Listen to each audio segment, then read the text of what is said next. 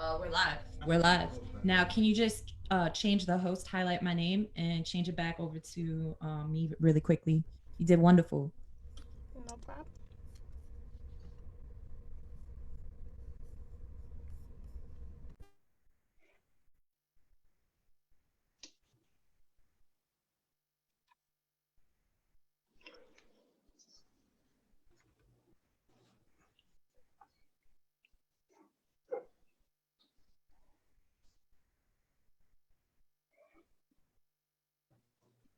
So, panelists, we're currently live on Facebook. So, anything that's said is being recorded starting now, and fairly soon we'll also be recording the Zoom. But we are currently live on Facebook. Great. And Thanks for the heads up. A pleasure. The attendees aren't currently in the session, but they will be shortly as soon as we start broadcasting.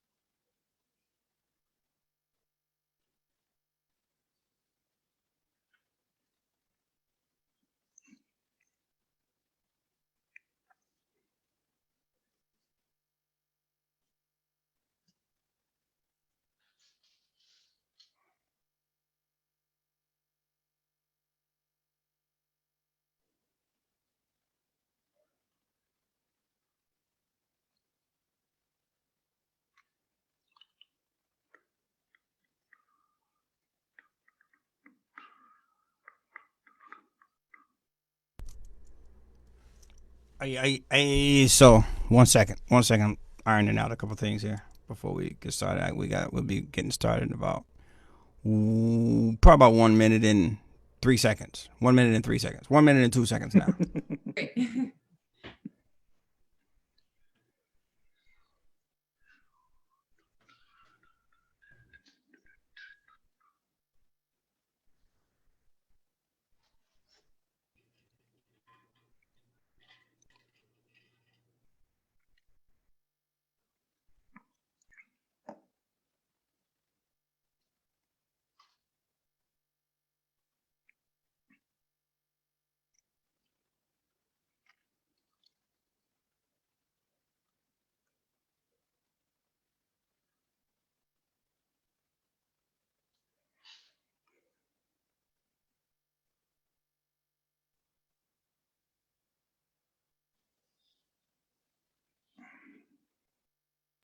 I'm the host, Byron.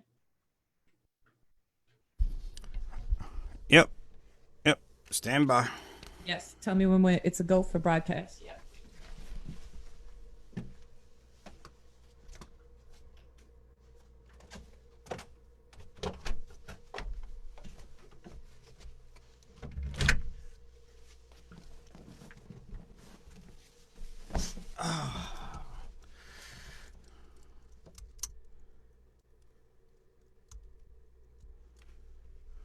All right. See what we got. Okay. Whoa. Today is that kind of day. All right. So is everybody here? Is it all the panelists here? We good on that? Yes, we're good. Your video is not on. If you would like. Oh, let me turn that on. Certainly. What about that? Perfect. I did that without voiceover. Great. Go figure. Yeah. Like I don't know. What is this, number 65?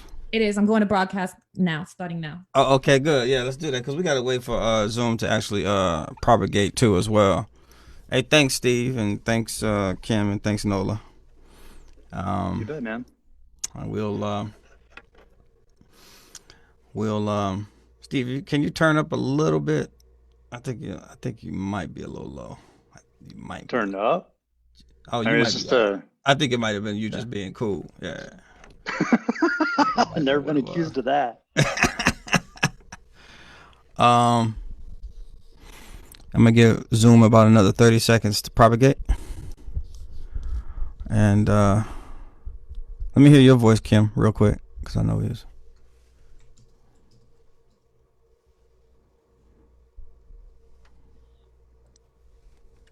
Please press unmute when you would like to speak. Yeah, Kim, I can't hear you yet. How about now? I need to. I think we got you. Alrighty. Yeah. All right, Nola, let me hear you. Can you hear me? Oh. Is Yeah. it good? Awesome. Okay. So yeah, everybody's getting a chance. They're getting a chance to see what we normally would be doing Okay. a whole half hour before this thing or hour before. But you know, I'm not even going to say what all the things that transpired since 3 o'clock this morning until now. But in any event, they're all good. All right, I think I'm ready. Like, where we at with it? We about number 12, really? 10, I think we might be in the teens now. Yeah, like 13, really? I think so. Yeah. Are you serious? You started before me. Mm-hmm. Everybody, welcome to IC Music webinar Q&A. Today, No Man is an Island. This is a resource panel. This is a resource webinar, I should say, for any individuals who are looking to jump into the audio industry as a vocation. The cool thing about this panel is that I know them all. And the even more cool thing about this panel is that the information that they're about to put forth is about to be hyper useful to your growth, to innovation, to some common practices, some best practices as far as bookkeeping, as far as contracts go, as far as, software and all that kind of great stuff goes. Nonetheless, once again, welcome to IC Music, where we train the totally blind and visually impaired in audio production and studio engineering as it pertains to adaptive technology. That's important. And our sponsors, Avid, the makers of Pro Tools, the world's leading accessible audio technology software. It's amazing. I use it. I'm totally blind. I recommend it for anybody who wants to edit, create, and just outright present amazing content. Yes. Sweetwater, the world's leading audio retailer in the world. We love Sweetwater. They really take care of the blind community. You calling in, and they have no problem in their tech support. They are ready to jump in with some accessibility help when needed. As a matter of fact, all our learners here at IC Music, that gear gets ordered through Sweetwater. So very amazing. Shure Microphone.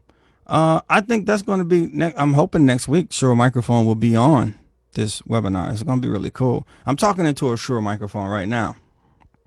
It's not my SM7, but definitely it's a Shure microphone. So if for those that say I sound ridiculously amazing, that's why, because it's a Shure microphone. And last but not least, most definitely not least, I just created a beat on one of their apparatuses this morning at 3 a.m. Native Instruments, NI, man, industry standard sounds and product, the makers of Complete Control and Machine. I think that is the first accessible controller around.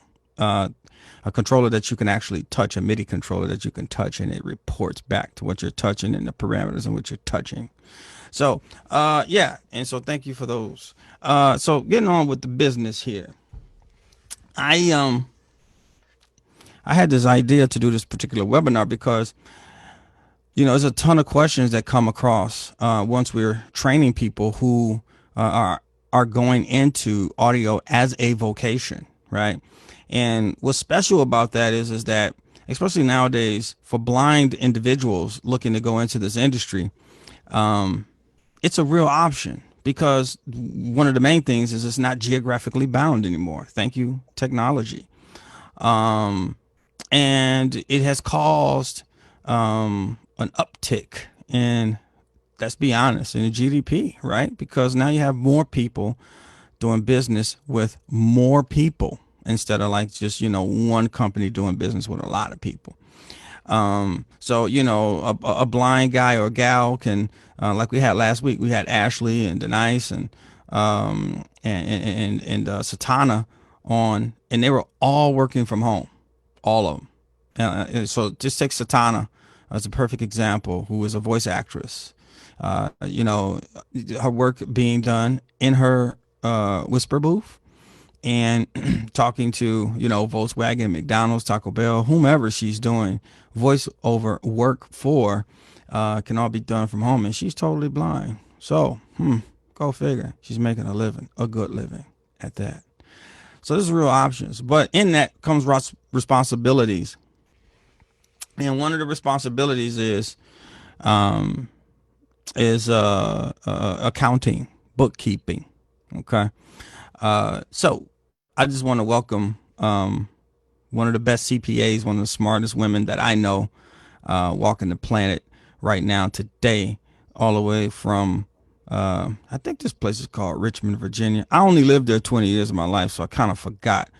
But it's not only a CPA and an amazing businesswoman, but also my CPA, IC Music CPA, Kimberly Rhodes. Thanks, Kim, for showing up.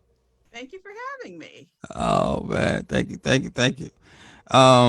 As well, I want to just welcome, as we're going down the line, another one of my newer friends. I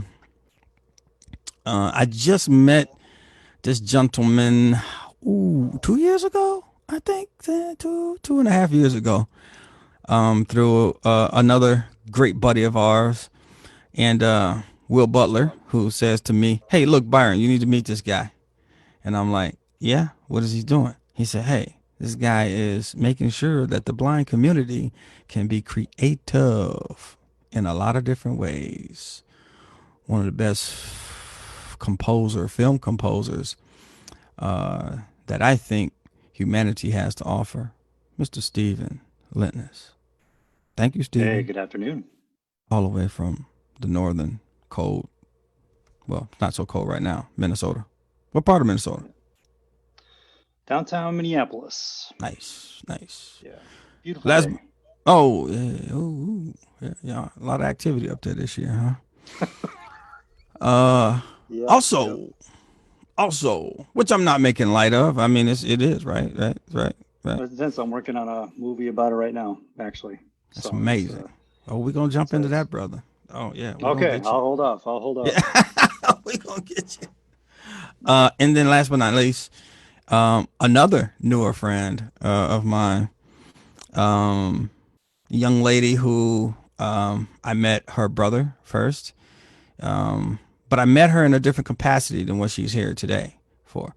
I met her as a vocalist, doing like Afrobeat style. Afrobeat is the genre in which she kills the game. I'm talking. I want to make her do a demonstration, but I'm not going to do that to her, because it's just not really nice to do. But I promise you, I promise you, Miss Nola Ade is the business. Thank you, Nola, for being. Thank you. I'm excited to be here. Oh man, I call her and her sister my little sisters because their spirit is just amazing. Steve, I'm gonna start with you, man. I'm gonna start with you real quick. So Stephen Lintness, Able Artist. What is Able Artist? Able Artists Foundation is a nonprofit I started about 3 years ago as a sight-challenged composer in the film industry. When I started out, I wasn't really making a lot of money, and a lot of the tools to record music are very expensive.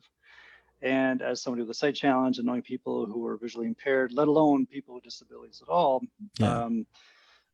a lot of them, or a sizable number of people with disabilities, do not have the income to invest $10, $20, $30,000 into the rigs, into their studios. And so I decided, well, I'd like to change that and level the playing field for people with disabilities as best as I can. You know, it's still, Yeah. you know, it's like music. I mean, Lola, you probably, you know, or Nola, you probably agree. You know, it's, you know, singing. It's like how good's your voice. You know, they're not going to call you up, you know, to sing if they don't think you're the ideal candidate for it. But just like me with composing, Yeah. you know, I still got to bring the goods. But how do I get those tools to compete with the big dogs? And so I started Able Artists Foundation. What we do is I've made partnerships with about 30 different music companies around the world who are members. We're a membership-based foundation. Anybody with a disability who receives SSI, SSDI, or DLA or PIP over in the UK, anybody who receives federal assistance because of their disability can become a private member of our foundation and get half off every single product that our partners sell. So you say partners, these are product manufacturers, you say? Yeah, mostly music software. So it's all like people like Spitfire Audio, Cinesamples, Sound Iron, Impact Soundworks, you name it. Most of the big companies that provide music software are partners of ours. And so $1,000 orchestral library, well, our members get for $500. Doesn't matter if there's a sale, doesn't matter if it's a new product, it doesn't matter what it is. They get any product they want at half off. We don't make any money from it. We are a vessel by which people can get access to lower priced products. That's the biggest thing. And we've got over 100 members in over 20 countries, from Brazil to Turkey, Australia to Russia. They're all over the place. But we also, the other programs we do is a grant program. And I just got to say, we have a contest that I gotta pitch, because tomorrow is the last day. Any musician, it doesn't matter if you're receiving financial assistance, any musician with a disability, doesn't matter what it is. We don't care what age you are, you know, where you're from, what kind of music it is. Our foundation is launching a music contest. And if you send us your music, you send us 2 tracks. If you win, you get 7 different high-end sample libraries from 7 of our partners, which could be, you know, 3, 4, 5 grand. And then we also have your music reviewed by a partnership company we have here who will review your music for music licensing. Because at the end of the day, we want musicians to make money. And we want, especially, I'm biased, I would like to see musicians with disabilities make money. You're right. Right. Hey, Steven. So with the foundation, how would a person go about participating? Like, how does that happen? Like a member? Membership, yeah. The contest is separate. Membership from the membership. But is the contest? I'm thinking you have to be a member to be in the contest. Nope. So you don't have to be a member. Anybody. Ooh. Anybody. I mean, we got some members who are sending in music, some members who aren't, which just blows my mind. I'm like, hey, you want free stuff? You want your music reviewed by a licensing company that does advertising to make you money? Like, yeah. Come on. I mean, you can lead a horse to water. You can't make him drink. So, sure. But yeah, if you want to become a member, you just go to ableartist.org. You can check us out, or ableartist.org/register. And that's singular, able artist, not artists, plural, but singular, ableartist.org. Become a member. You just send us like an ID and your SSI statement, or your award letter that you get every year, or whatever your country's type is, because we're trying to expand to as many countries as possible. So, but other than that, through the verification process, you know, it's pretty user friendly. We don't keep your data. We don't want your data. We just do it to verify it, and it is out the door. All we have is your email address. That's all we want. We don't care about the rest of it, because that's us private. Yeah. But the contest is open to anybody. You don't have to be a member to be a contest to enter into the contest. So how important is because you know, if you're a plumber and you don't have a plunger, or you don't have a pipe wrench, or you don't have some type of pipe saw. I mean, saw that, you know, hacksaw or something. These are tools. I mean, for those that don't know, like, how important are these sounds? Because I mean, Spitfire. I mean, that's high end, right? Like, this is industry standard stuff we're talking about. Yeah, well, I mean, they always say, you know, the best tools are the ones you have. But, you know, on principle, that's great, but this is real life. So you want to have the best tools you can get your hands on, and money's the way to it. So how do we lower that barrier so people with limited income who might only be receiving $750 a month because they're on SSI, which is paying for their rent, it's paying for their food, their medical bills, you know, there's not much left over to be creative with the tools you believe you need. Yes. And so we're just trying to just open up a few more pathways to make that accessible. It's, you know, we're not giving stuff away for free. People still have to make a financial investment, you know. Yes. But Yes. what can we do? Because Able Artists Foundation, we're the only one doing it. Yeah. Which, I mean, I can't believe it. In Minnesota, no less, throughout the entire nation, let alone world, there's no other organization providing discounts on music for people with disabilities. So, you know, I want more people to copy us and to do what we're doing, so that, you know, because we're small. So the tools do matter. So yeah, I just want people to have the best tools they can get. So you have some other stuff going on too, Stephen, as far as what you're doing in the blind community. Audio description is one of those things. Yeah, audio description. Yeah, it's exciting. You put me on a link.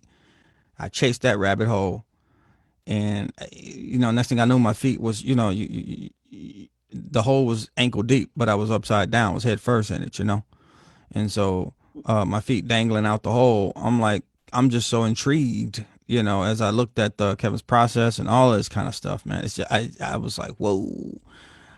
Can we just touch on that a little bit? Yeah, I'll try to like be your brief. involvement on it. I'm sorry, ladies. Like I'm totally bogarting the time, but like Kevin's process is an audio description standard. There's no standard out there in the industry for audio description for film and television. And so any company out there, if they just want to put audio description on their films or TV shows, there's no guide necessarily or requirement for them to do it well, let alone do it at all. And thus, you know, if you're a blind person turning on, you know, audio description, you don't know if it's any good. You know, what if you're gonna, you know, listen or watch 1917 or Umbrella Academy, or because what are you comparing it? Yeah, where's the comparison? You know, where's the frame of reference, right? And so my buddy Roy Samuelson, who is a voiceover talent, done all the big movies and stuff, and he does audio description, he established this process, which includes a signature tone like THX or Dolby Digital at the beginning of but in this case, it's for an audio description track. So when somebody turns on audio description, the first thing they hear will be a signature tone specifically for audio description. And what that tells them is, through Kevin's process, that's the name we have for it right now, because it's inspired by a friend who recently passed away, who was a part of this journey. That ensures the listener, or the viewer, that the audio description they're about to listen to is actually good.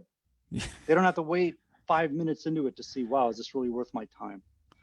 So we are lifting the standards, and this standard of audio description is something we're presenting to the industry. So we're speaking with CBS and Netflix and Disney, you know, all the big people out in the field to say, hey, you should implement this, because there are 30 million Americans, let alone 256 blind people around the world who are interested in viewing media. So get on board so you can increase your bottom line. Because at the end of the day, if you know, nobody does anything purely out of philanthropy. So if we can entice people who are financially based, who want to make some money, say, well, here's the bottom line. You want millions more viewers to make more money? Here you go. Look how easy it is. We've even created the process for you to follow.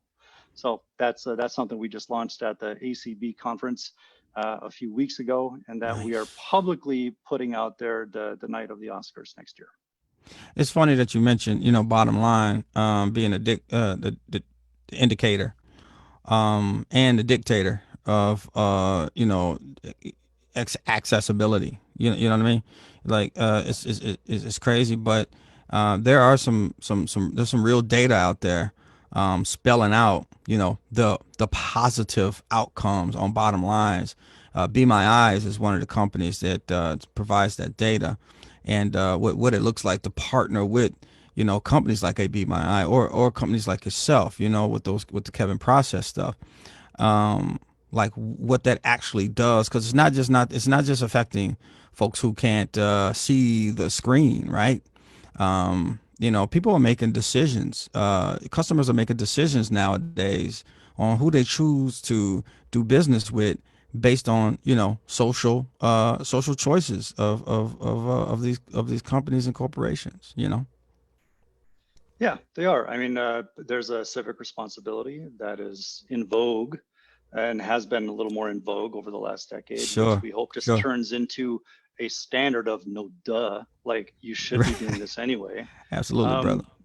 But whatever it takes to get them over the finish line, whatever it takes to get people involved, you know, people with disabilities, honestly, we have to often be the people who educate people Yeah. about, you know, how things ought to be more effectively done, whether we want to or not, whether we like it or not. I just read a Forbes article about some of the isms that people put on people with disabilities, and whether we like it or not, we are the ones to inform.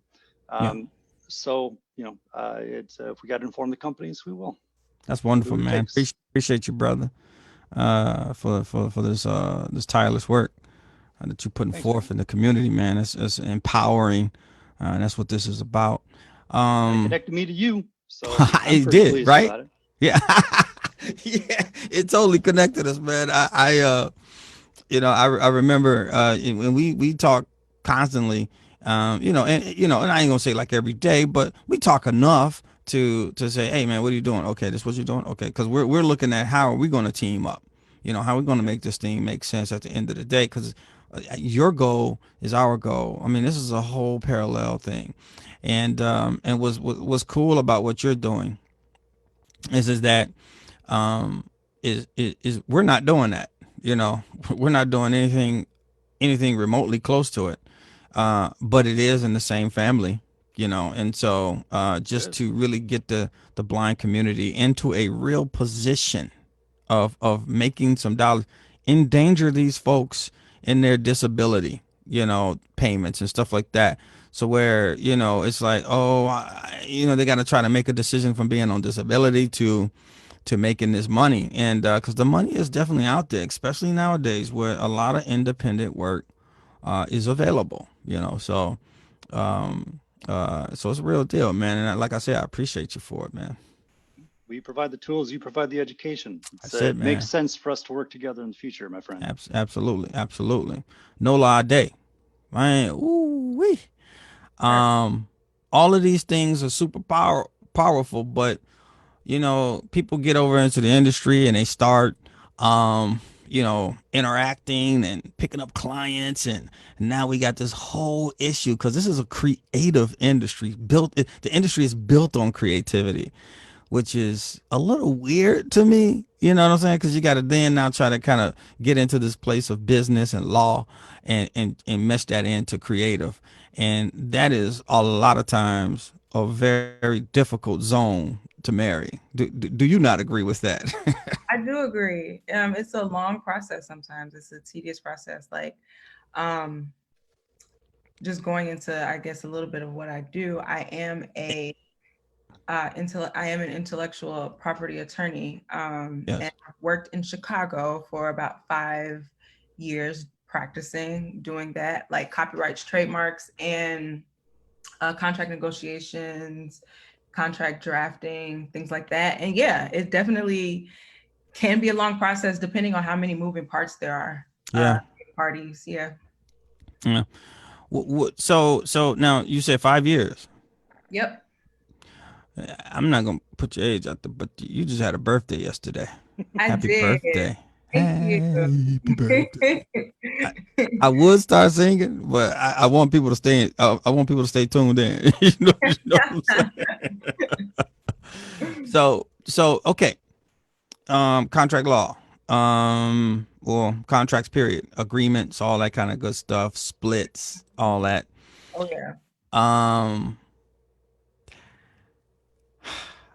Let me ask this: how important do you think it is for people to become familiar, and how familiar should they become when they're in this industry or trying to get into the industry? When I say you got a guy that's making beats, Hmm. and it's him and his buddies, and they made a beat, and pick any one of these rappers out here who may want that beat, Ti or somebody, Hmm.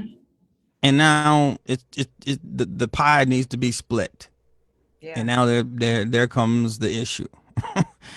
Right. So yeah. How? Go ahead. Go ahead. Yeah. Question. Finish.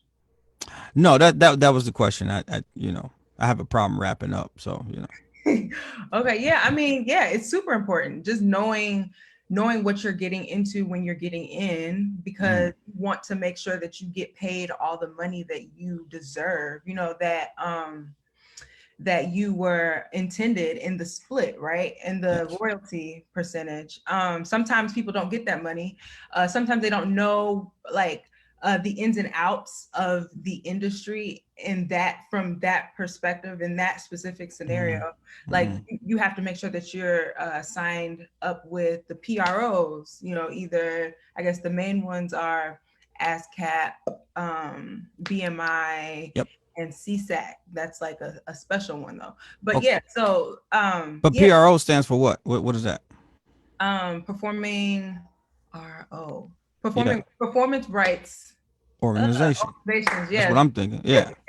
Yeah. Don't say That's we never say PR. We never say the actual acronym. We just say PRO. right. Yeah. So it's like it's really important for people to know that talk to an attorney or talk to someone that knows the ins and outs of like how they're supposed to be getting everything, because there are PROs. There is not just PROs, but like Sound Exchange, where you can get your money through for streaming services and things like that. There are just different avenues where this song could be played, or this music, or wherever this music is, that you have to go find you have to make sure you sign up and make sure you're connected and you're able to get your money from these organizations. It's not just you don't just stand waiting for a check. Like you have to kind of be proactive about it. So let me ask you this: are you able to give us some best practices and stuff like that? What do you mean? Just as far as like as far as like, okay, so so a person who, once again, let's take, like you're saying. I mean, I know you gave us some best practices there in the sense that, hey, look, pay attention to your outgoing, pretty much, right? Like pay Right. attention to what you're doing. It sounds like you're saying have these discussions, communicate Yeah. amongst each other, and say, hey, are you you're doing you okay, I'm doing this, okay, so you're getting 12%, I'm gonna get 12%, Johnny gonna get 16%. Why is Johnny getting 16%? Oh, because he sneezed on the track. Right. you know Right. and so and so those discussions are very important. But like I said, best practices, like, is there like a website or something where people can learn about these things? Like how would you, what would you say as far as that stuff is concerned? Like how would you tell one to educate themselves? I know, I guess just going into it, one of the best things you could do is ask as many questions as possible.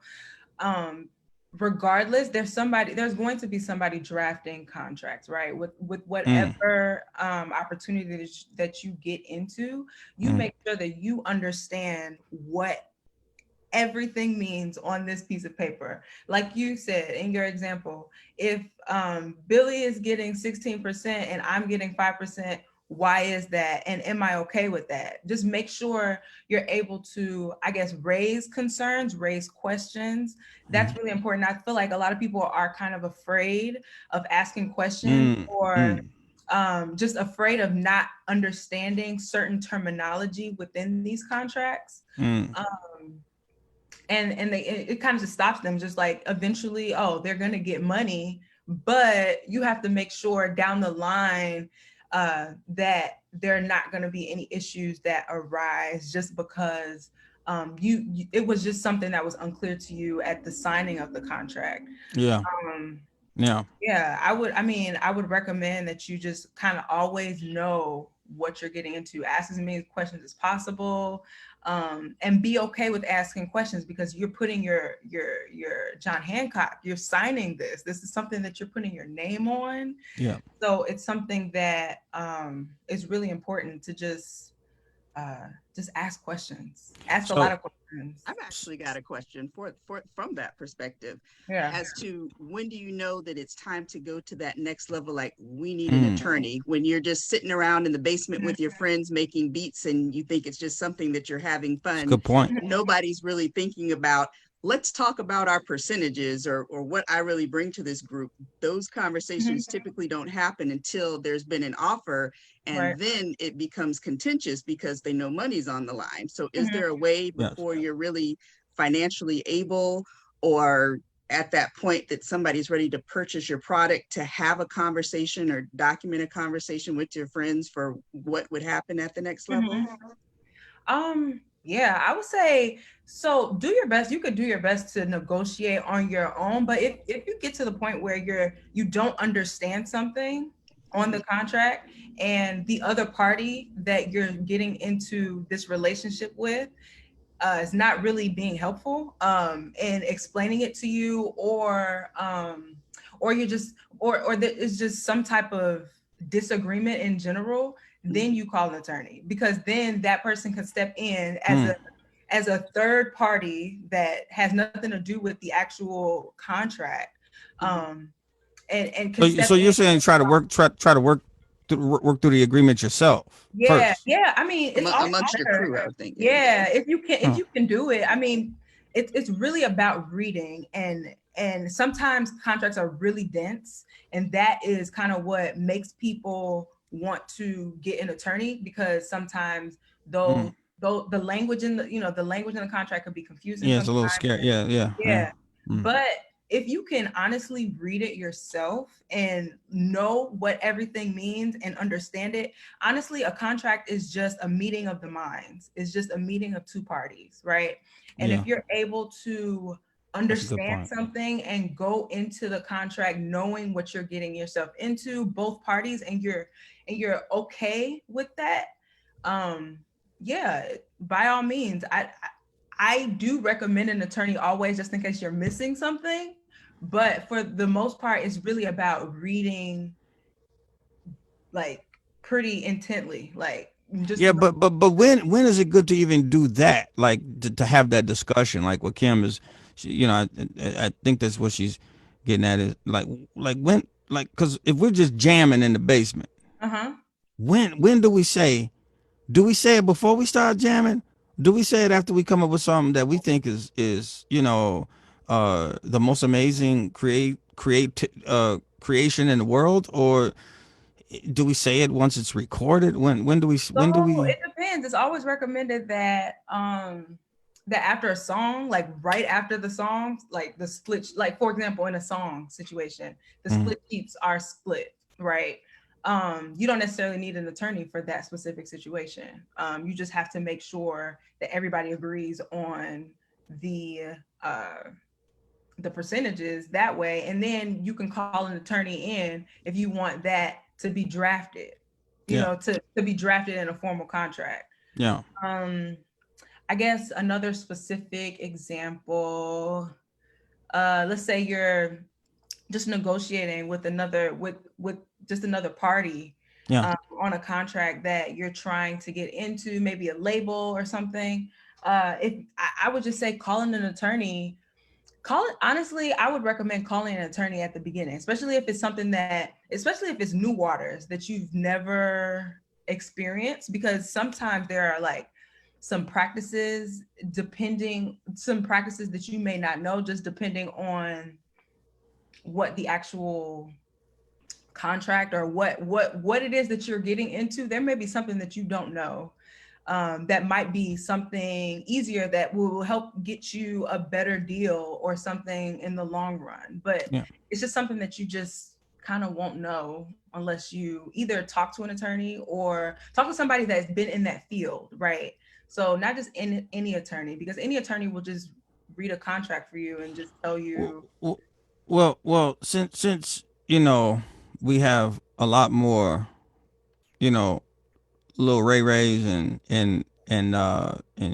John Johns and Mike's out there, and we don't have a whole lot of Drakes and Andre 3000s, people that can afford to go to an attorney. Are there any kind of free services when it comes to legal advice for these guys? Yes, in Chicago, actually, I'm not sure if it's nationwide, but I know in Chicago there is a Lawyers for the Creative Arts organization.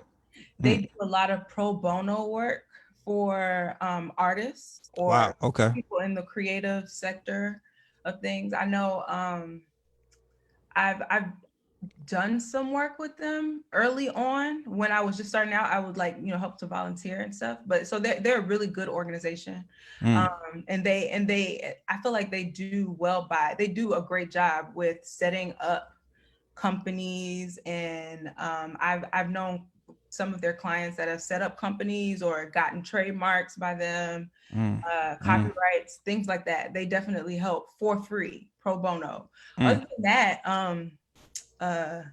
Google. Everything Google nowadays.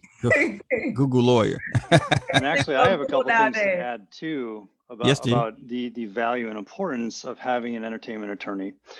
Is for example, I released 3 piano CDs, and I've had some success, but I put these piano CDs with a music company that licenses it out for commercials and whatnot. The problem is they sent me a contract that I thought I understood well enough, thinking I was at least had above average intelligence, and signed it, gave them my music, and they have sat on it for 5 years. And when I reached out or had a relationship with another music licensing company, they said, dude, we love your piano music. We have places we can put it now, but we are an exclusive licensing company. Can you license us your piano music? And I said, no, because this other company has exclusive rights. And I said, well, if you can get out of it, bring your music to us. We'll put it in commercials for you. And so I reached out to that company, said, hey, you guys haven't been able to do anything with my music. It's been 5 years. May I have it back? And of course they said, no. Ooh. You signed all of your rights away. They didn't say it like that, but they said it was a very boilerplate response of, no, you signed your agreement. Your music is stuck with us. And so this is why I am appealing to your listeners and viewers out there, especially when you're dealing with a company who presents you with a contract. You darn well better spend the money, or like Nola said, find an arts organization that does pro bono work, who can at least review that contract to tell you if it's a good deal or not. And that is a lesson I will take to my grave. But yeah, like in Minneapolis, we have Springboard for the Arts, which is a nonprofit here for all of Minnesota for artists who can access pro bono legal work here in Minnesota. You said Springboard for the Arts? Yeah. Yep. Nice. So okay, so because Nolan, you kind of touched on a couple things. Kim, she started talking about formation, and just a little bit, but before we even start talking about that, I'm gonna leave those because I got some other questions for you, Nola. But I'm gonna leave them because I think people are gonna have questions that I don't want to step on any toes, and if so, then I'll ask the questions accordingly. But Kim, accounting, small business like development and helping start forum companies and stuff like that is your area of expertise. I mean, you have a non-for-profit. I mean, yeah, God, I don't know when you sleep, but Don't. I really don't. I nap here and there. You might catch me if I'm really quiet. I might be getting a power nap and then I'm back to it. Oh, okay. So let me talk about the accounting stuff first. Can you give us some? Okay, so because starting a business, I think a lot of folks, and just like in Nola's field, like people are not taking their creative side, serious on the business side.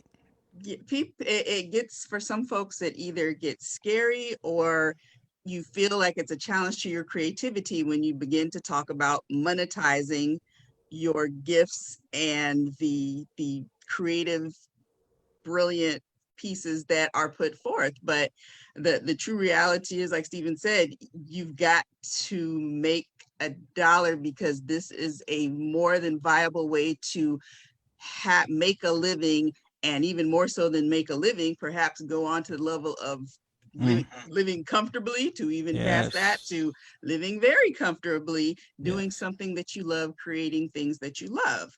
But the reality is that in all things, a dollar will somewhere become involved, hence why there needs to be contracts that will be signed, because people want to solidify where they will come into play with that dollar.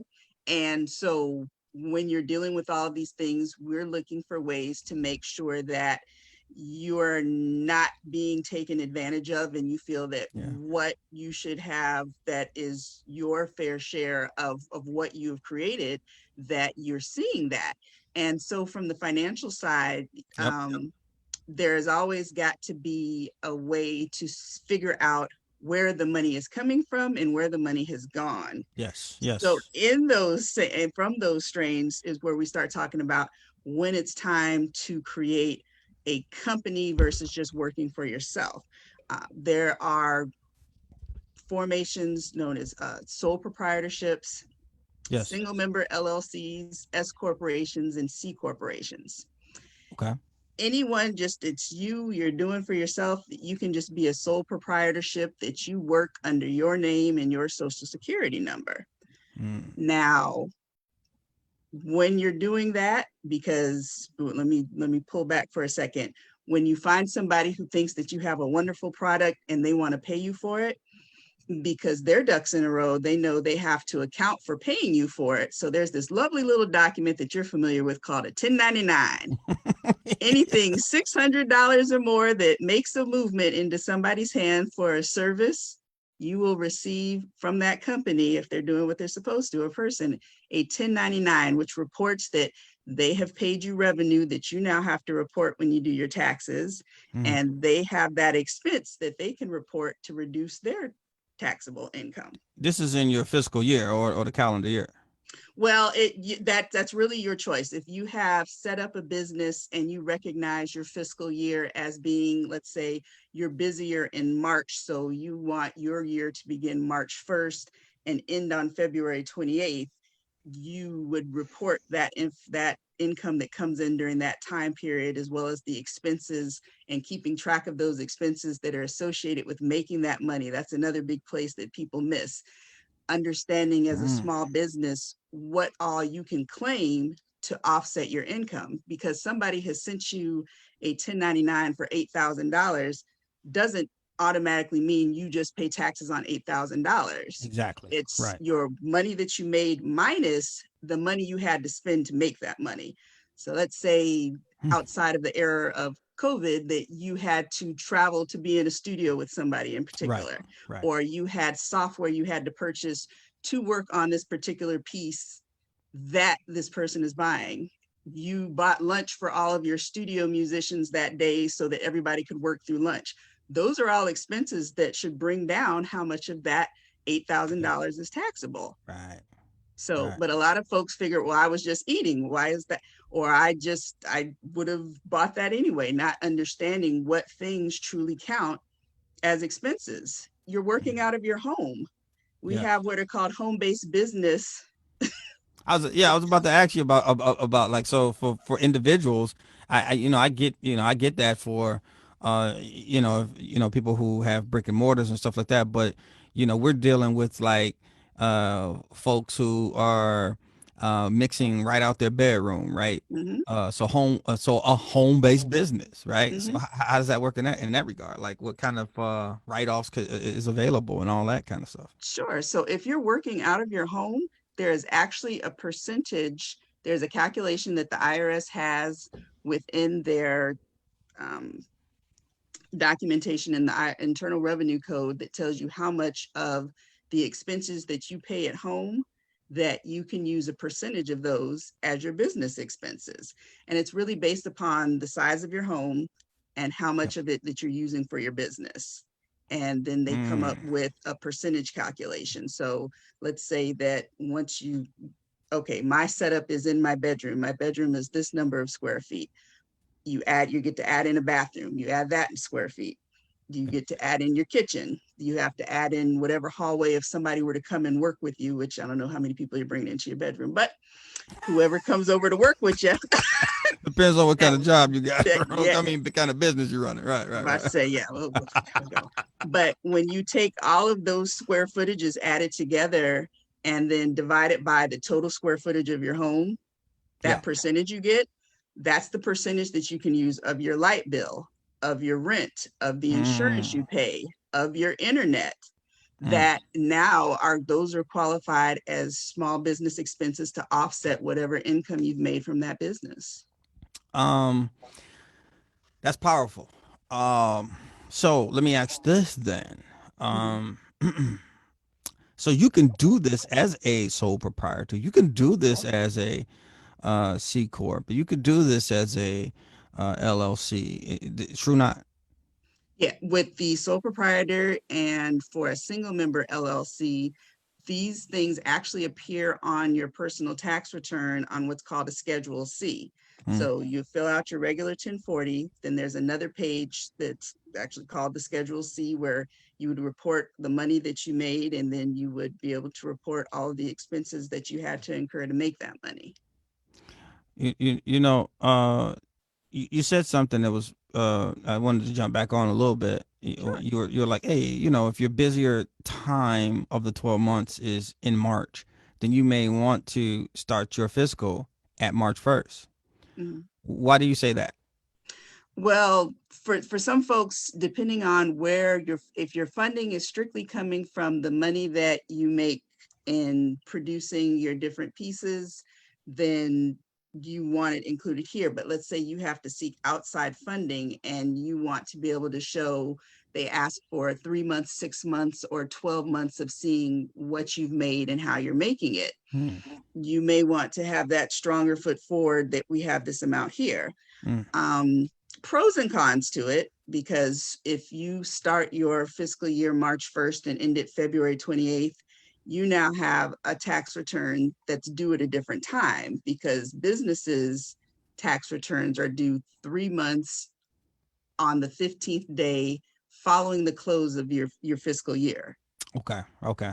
versus most people work on a calendar year, January to December. So it's like, boom, okay, I know my cutoff, I know my start, Yep. no thinking about it. Everything matches up. The people Yep. who send me my 1099, I've got this piece to match up, versus trying to extrapolate and figure out how much it was from here to here. So it's a choice. Like I said, you would have to really see benefit from showing strong numbers at the beginning versus this is just what my 12 months looks like from January to December to do it. So Yeah. not something you see a lot, but it is something you can do, but those are extreme situations where that would be to your benefit to do that with your small business. Um, I'm torn right now. Okay. You know, I just want to keep going. I want to keep drilling questions. But let me see. Let me see if we got some questions. Is there any questions? No, and it's a shame because this is so informative and creatives need this. That's all I wanted to I say. said But most people don't like to think of themselves as a business, and you truly are a business. as a matter of fact, Leo P, you are live. We have a question. Oh, Leo P. Okay. All right. Hello, guys. How y'all doing? Well, Good. no, How no, are no, Leo. no, you? no, no. Hey, Wait, hey. wait, wait, Hello. wait, wait. Let me start correct. Let me start Uh-oh. correct. Uh-oh. Hello, guys and gals. Because not everybody's a guy. This is 2020. You do gotta put that forth. You know. For sure. For sure. No, but I want to put the respect in the room for to all the ladies and men in equal respect. So, Thank you, sir. Question. So for me, I'm interested in this because I want to start posting stuff on YouTube as a producer. And the first conversation I had about stuff related to, let's say, even copywriting was with a person, an older gentleman that I made a recording with him, and he told me, hey, when you make a recording, make sure you copyright it. And he told me, go to this website and register it with Washington, D.C. Or I think that's what he said.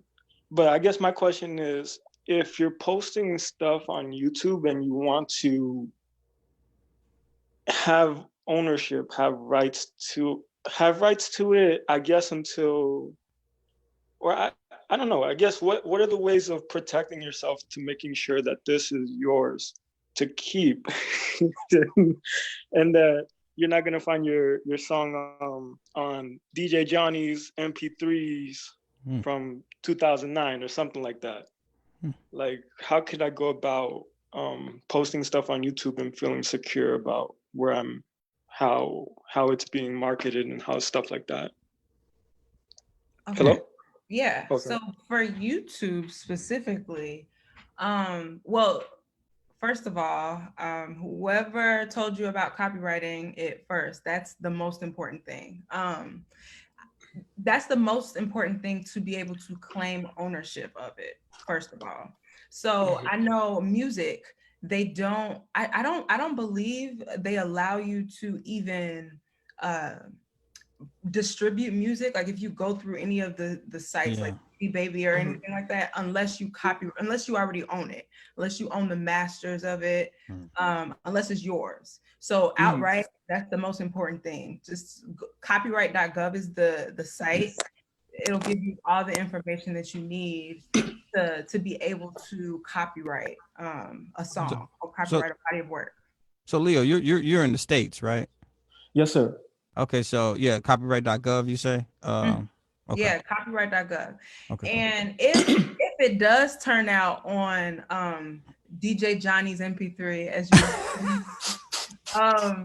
you you would be able to fight that, right? Specifically on YouTube, you can say, this is my song, I want it to be taken down. Ooh. You can send in a claim for something like that. If someone else tries to use your music, and yeah, you would be able to. But you hire NOLA to do that for you. Right. No, that's a definite. Yeah. Luckily though, YouTube, because I guess they deal with this all the time though. YouTube has like their own process too. But then beyond YouTube, if you find it somewhere else, that's when you hire the attorney too, and where they don't already have the process where you can put in a claim for your own music, and they'll pretty much just you would just have to defend the claim that you own the music. Just show the proof that this is your copyrighted work. And if that happened outside of YouTube, then you could probably get an attorney to pretty much contact that person or contact that entity, that business, and they would probably first of all send a cease and desist letter just saying this is someone else's music and probably Wow. show the, You should stop. paperwork Yeah. and everything. Yeah. Mm. That's showing that this is somebody else's work. I need you to take it down. Let me ask you a question though, right there. Is it a better practice though, or a more savvy practice to let them make some money on it first and then go get them, so that you can actually, you get paid for something that you didn't do, yeah. I mean, that's up to you. That's a person by person basis. That's Honestly, the sick mind of Byron Harden. if it's yours, it's yours regardless. So Sure. it's going to be yours. So I mean, if you wanted to see how it does, I mean that's fine too. Yeah. I mean, I don't recommend it. It's yours, but I get it. I understand. Like if that was, I mean, regardless of the, if you were to do it, if you were to have a claim the day after they put it up or 5 years after they put it up, like this is your music, this is Cool. yours. Just wanted to know, man. Thanks, Leo. You got wait, another question? Honestly, Leo, you just need to get your music out there. Right. Straight up. I mean, once it's on the internet, it's no longer really yours. And what I mean by that is that I've had tons of music up on sites that I make money from, and I do films, and I get money from my PRO. I'm a member of CSAC, but still there are stripers, or what do you call them, skimmers or something from Russia, from Brazil, all these countries that just scour YouTube and SoundCloud and peel off that for them to put on their own private little stations. You can't do anything about that, and thus, where's your time better spent? And so you, my friend, should just get your music up and out. Sure, copyrighted, because I have copyrights through copyright.gov too. But at the end of the day, you just need to put it out there so people can hear your music. Mm-hmm. Now, this is the most important question. Excuse me. Well, they're all important, brother. They're all important. Well, all of them are, but I'm like you, man. I'm torn between all of them, so I'm trying to figure out which one. I think. Yeah. But this is what are some good books that break it down easily, that could kind of like give some basic ideas on what music business is like, because that's kind of like one of those things. It's like I want to be able to find a resource as well that can be able to explain like a little bit of terminology to me without having to go to a college degree through it. Can I speak up on this one? Because if you want to learn about the music business, it's called trial by fire, buddy. That's true. Trial by fire? It is chaos. It is brutal, and every business is different. There are certain things you can follow, but at the end of the day, you just got to dive in. You surround yourself with good people like Kim and Nola and Byron and me. You find your support system for it. So if those things come up, you have people you can turn to who have knowledge in certain areas that you may not. You don't need to know everything, nor should you. You hire a team for a reason. There's a camp for a reason. So, but aside from that, you just need to dive in. But if you want a book, especially on music licensing, there is a book by Emmett Cook called The Business of Music Licensing. And we'll put that in the follow-up email too, because what Likey is doing. She's like a computer. I'm already on it, right? She's already got the link up. Thank you, Stephen. Thank you, Nola. Yeah, you bet. There's one more book too. There's one more book that I know I use as resource. It's called, I just looked it up. It's called All You Need to Know About the Music Business. And it has a lot of different volumes. It's by Donald Passman. And it's got updated volume every few years. It's a pretty good resource. It kind of tells you about every aspect of it, not just licensing or just PROs. It tells you everything. So it's a pretty good book too. So let me say this too. I think I have that book, and I think I have one of those volumes. But what I think is powerful about reading, especially a read like this, is that it hips you to some terminology. You're not, and I like what Stephen said. You're not trying to become the expert. But you definitely want to communicate to your CPA. You definitely want to communicate to your attorney. You definitely want to communicate to your manager. You definitely want to communicate to the roadies, the engineers, everybody around you. And this book is really good at that. It hips you to some terms. Get familiar with the terms, know them. Look at it like a vocabulary lesson, and that's why I would say don't try. And I agree with Steven. Don't try to be the expert in everything. Just understand some terms. Yeah, just understand some terms. And that's why I say thank you, Steven. I appreciate that. And that's what I've always been doing since I started learning Reaper. It's like there's a lot more to gain from exploring than to just think that you know everything from the jump. So appreciate y'all. Man, thank you for the questions, brother. Hey, be safe out there, man. You too, man. You too, Kim, Nola, and and Steven. Keep safe as well. Wash your hands. Make your mask. Oh no, wear your masks.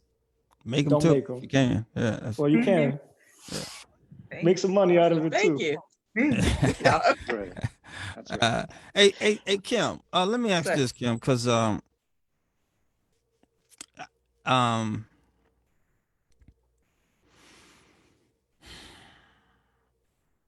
how serious? Thinking about this one. I know, right? Like how serious do you think? How much more serious do you think people take you if you're a formed corporation rather than just saying, "Hey, I do beats"? Like, do you think they have an edge over folks that just say, "Hey, I just do beats," or "Hey, I just play bass," or what is your thoughts on that? For me, from this side, my opinion is I don't think it will change how you're perceived. Handling your business doesn't necessarily end up being attached to that you went to LegalZoom and got a C corporation versus you're keeping track of all of your receipts, answering questions in a timely manner, and doing good business with somebody as a sole proprietorship. Really, when we're talking about what entity is best for you in the startup phase, that what you're making might not be as much as what you're spending because you're trying to build the business. So having that loss that you can carry if you've got a second job, or if you have a primary job that you're using to pay the bills while you're trying to grow this, those losses in growing your business can lower your taxable income. So they're better served for you on your personal tax return. Whereas when the dollars really start rolling in, and on your personal tax return, you're being pushed up to tax brackets that you never thought you would see, then it's time to talk to your accountant, talk to your attorney about switching to a C corporation where there is a capped flat rate, whether you make 2 million or 200 million, of the rate that you're going to pay on the revenues that your net income, I should say, that you're making. So it's really a Kim, can grow you, and change. Kim, that Yes. I'm telling you how hard hitting that was, that info right there. I almost want you to say it again. We're being recorded. We're good. Yeah, right. Because I mean, that is that's key information. That's key information. Which I'm gonna get a little bit deeper into. Just one question into operating capital and stuff like that, what that really means. But let me ask you this. Man, I had a question, and I wanted to get it out the way because it was short. Oh, so if I don't have any notes today, I'm doing really good actually. Uh, uh, as far as we were talking about with Steven earlier, tools, bookkeeping tools, applications and stuff like that for cats that's just starting out, young ladies that are just starting out in the game. What are some things that possibly they could use, like maybe on the iOS side or Android side, or they put on their desktop or something like that? Something simple, something maybe free or something like that. Is there anything like that out there?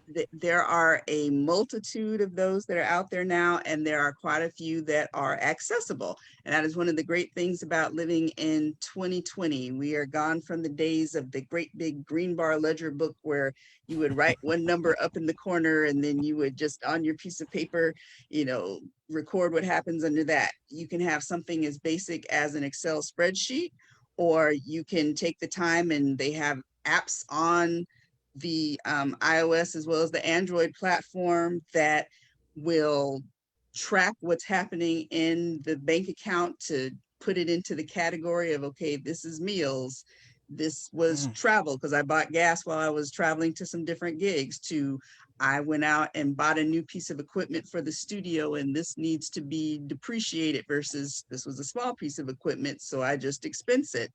And it's a wonderful thing. They have software that you can track and tap things on your phone, and you can go online on your laptop, MacBook, whatever, and it's there, and you've got your software that you can send to the person who prepares your taxes with the actual financial statement. Or somebody thinks you're doing a great job and they want to invest, but they want to see what your books and what your money really looks like. Sure. Boom, it's already all pulled together. So three good ones that I've seen that are definitely accessible.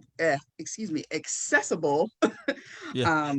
QuickBooks has a few different levels. QuickBooks has I'm working out of my house and I just need to track my receipts, all the way up to I'm making millions of dollars and I need a full set of financials that I can customize to what I'm doing. The price ranges from $7 a month up to, like, you've got a full service payroll. They're creating your payroll report, sending out W-2s to your employees for something that's more like 45 to 50 bucks a month based on what you need. FreshBooks is another good one that is ease of use, that walks you through what you're doing. It's accessible. And then QuickBooks has a personal version called Mint. So let's say right now you haven't set up a separate bank account, you're just using your personal account. Yeah. Mint, you can start tracking what you're doing. And then when you're ready to become that QuickBooks person, it'll transfer all your business stuff over there and you can get rolling over there. And they're saying, I know QuickBooks is accessible because that's what we that's what we have here at IC Music, and I'm dole around in there when I get a chance to. But yeah, no, that's really cool. Yeah. I like it. Oh, go ahead. Yeah. Oh, no. I was gonna say at the end of the day, finding what you're most comfortable with, that you're going to keep track of what's going on. The biggest problem that people have is you'll go out, you're swiping your debit card, or you pull some cash out of your pocket, and you may have a receipt covered in coffee that you peeled off the floor of your car. And at the end of the year, you have to now try to figure out, like, how do I turn this into financial statements and how do I turn this into a tax return? Whereas if you've got something you're comfortable with, that as the transactions are happening, that you can track and categorize them, it goes way smoother than trying to remember what that debit card swipe or what you wrote that check for 6 months ago. Ooh, yeah, believe me, I know. 1099s, when you have people that you're working with, if they've made $600 or more, you've got to issue them, unless they're a C corporation, you've got to issue them a 1099. Now, before you start paying people is the best time to get the information, because to issue a 1099, that person has to have filled out what's called a W-9 for you first. If you go on irs.gov and type in W-9, you'll see exactly what that is for that information. Let me tell you how hard it is to get somebody to give you their personal information when they already have the money, and you're telling them, now I want you to report this money to the government to pay taxes on it. You will be tracking them down like you are on some type of bounty hunter show for some folks. So before the money moves, get that W-9 filled out. It may be that year that you don't even pay them enough that they need one to get a 1099, but you've got it on file for when you do grow to that point. So now this is for cats and ladies who are doing business abroad. It's very common with technology that they could be working with someone or outsourcing some stuff, or somebody could be outsourcing stuff to them here in the United States, but they're in as close as Canada or Mexico, or as far as away as Bali or something, or India, or whatever. The IRS has a form for that, that you have the person fill out saying that they are exempt from having to receive that because they live in this country, and that they sign and you keep on file to protect yourself. When we're doing the notes for after this, I'll get the actual form, a name and number, so that can be included. We'll throw it in there. Yeah, there is a form for that. Nice. Like, do we got any questions real quick? great. A comment from one of our sponsors, Ed Gray at Avid, said, anyone can write to us at accessibility@avid.com. And now we have Steve Martin. You're on. You're live. Thank you, Ed Gray. Ed Gray, that is one of my favorite people in the entire world. I keep saying I'm gonna call you, Ed. I'm gonna call you, and I only call him when I need him, and that's terrible. But at least I can admit it, right? And there's no love lost. Steve, I need to speak to Ed Gray too, man, about getting Pro Tools as a partner. Oh man, that would be amazing. Oh, man, Ed is down. Ed is. I'm speaking for Ed right now. Yeah, definitely. You'll be getting an email soon, Ed. Yeah. Man, Steve, what's up, man? What's going on, everyone? How's everyone doing today? Hey, we're doing amazing, brother. Amazing. Right on. So I got a question. Going back to the scenario and kind of what you guys were talking about earlier, sole proprietor versus S corp, et cetera, et cetera. Let's say you're doing, you're starting to make some money. You're starting to have some money coming in from your different ventures. What's kind of the process you're looking at as far as like when to get started? What's next, so to speak, if you know that like you're gonna have to start filing, you're gonna have to look at being a business, like what's kind of the advantages, kind of if you don't mind expanding on, sole proprietors, single LLC versus some of the other options, and just kind of like what kind of process or example scenario of what someone would go through once the things are finally starting to get rolling for them to make sure that they have their ducks in a row once things kind of take off. Sure. So in the early stages in picking between being a sole proprietor, an S corporation, or a single member LLC, really for the single member LLC and the S corporation, those are still ultimately reported on your personal taxes. So by forming those, that is more of a legal protection. Let's say that you produce something that somebody decides that wasn't your body of work and they look to sue you with with the things underneath your LLC. They've got to try to make good against your LLC before they can come for any of your personal assets. So that gives you protection from somebody coming in, winning a lawsuit and saying, we want your house, we want your car. Right. And those are which two options? The S corporation and the LLC, single member LLC. Right. Gotcha. Okay. Yeah. Now, when it starts to make a difference with your money is if you're doing your own, if you have a small business and you're doing your own personal taxes, I would still say it might be time to venture out and find an accountant who's got a deeper well of knowledge to make sure that you're taking advantage of all of the expenses and items that you can use for filing with your tax return to offset the money that you've got coming in for that business now. Because from there, a good accountant should be not only talking to you about what has happened in the prior year when they're doing the tax return, but helping you to make a plan for the upcoming year and touching base with you in the midst of the year to say, hey, looks like your income has gone up by about 40%. We may want to go ahead and look at switching you over to a C corporation because you're going to have to pay this much in taxes if it comes on your personal tax return versus it's time to file an 1120 and pay that just flat business tax rate. So being proactive, and which is why it's so great to have the different software to track what you're spending and what you're making during the year, because you have a better idea of how much money you're dealing with and what you might be facing for taxes.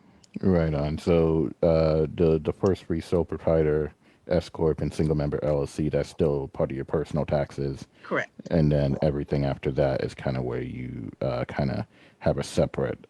It's its own standalone entity that's taxed like it's a whole other person. Right. Okay.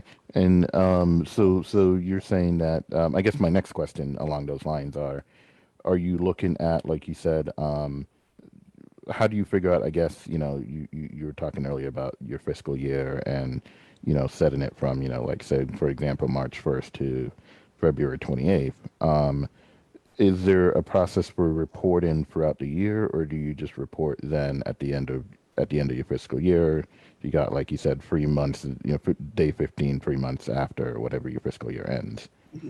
So the quarterly reporting only happens when you are a publicly traded business, which we're not really into that realm yet. Right. But for most folks, there are very few, I would say under 10%, heck, maybe under 5%, where yes, I see the benefit of reporting March as my first is the beginning of my fiscal year, and February 28th/29th is the end.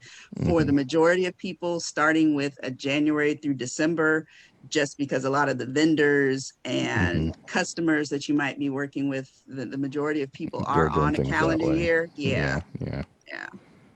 Okay, so Yeah, I it think makes more that's sense to go with a calendar year in that regards. And that's in my opinion, yes. right, and then like you were saying, the quarterly reporting is really only once you're at like a much bigger level than we're talking about right now. Exactly. Gotcha. Now, if you get to a point where your business, like you have to take on employees, so you have people that you're paying via W-2, which means that you as the employer are taking out taxes on their behalf, and then you're issuing those W-2s at the end of the year. For payroll reporting, that has a whole different set of reports and times that those are due, because for Right. payroll reporting within your state and for the federal government, there are quarterly reports that are due.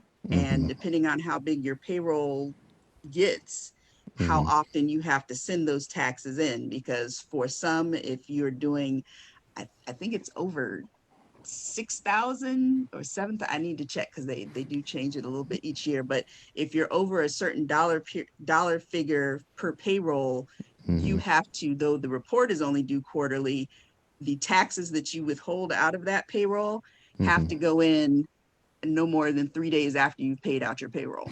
Gotcha. So And then being aware, and they will fine you, and those penalties and interest rack up quickly. right. So if you're not comfortable with that, having a person who will take an accountant who will take care of that, or signing up for like QuickBooks, they have what they call full service payroll now, where they take out the taxes, they send your reports in for you. And for Nice. $50 a month, all of that is taken care of, Taken and you care know of. that you're good and on time. Right. And I imagine that's something then you then put down as a business expense, so to speak. Correct. Right. And what about in the case where you don't have employees, but like, as independent musicians, from time to time we may subcontract work out to other people if like, we have a big project or something we're working on.